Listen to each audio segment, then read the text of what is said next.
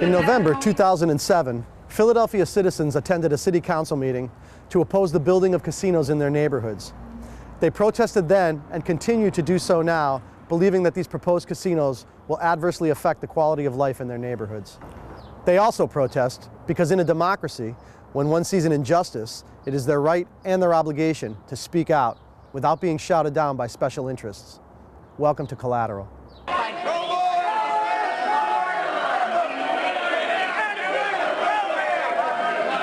There are profound reasons to oppose casinos. A study from 2000 examined 19 years of statistical data showing a clear rise in overall crime figures in surrounding neighborhoods. After 5 years, robberies were up 136%. Aggravated assault, 91%. Auto theft, 78%. Burglaries, 50%. And then real estate values start to fall. Not too appealing, is it?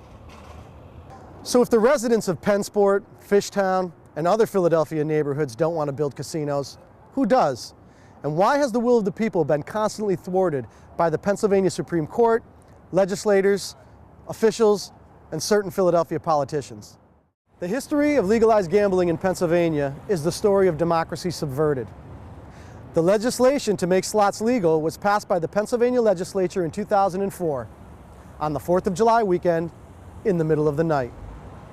This legislation, House Bill 2330, was originally a 33-line bill dealing with background checks on certain employees. At the last minute, the original bill was gutted and replaced by a 144-page bill legalizing slots gambling in Pennsylvania. As great as it is for all of us personally, we are happy tonight, but not for us, not for political gain. We are happy tonight for the people of Pennsylvania. Since the secret passage of the law, the Pennsylvania Supreme Court has consistently ruled in favor of the gambling industry, and certain Philadelphia officials have proposed rewriting or bypassing laws in order to give casinos a permanent home in Philadelphia. It is telling that last week, Philadelphia's newly elected mayor, Michael Nutter, revoked the casino's building permits, stating that they were rushed through in the final days of his predecessor's administration. Although Nutter's actions are encouraging, they'll probably only slow down rather than completely stop the process. This is what he's up against. Sugar. Oh, honey, honey.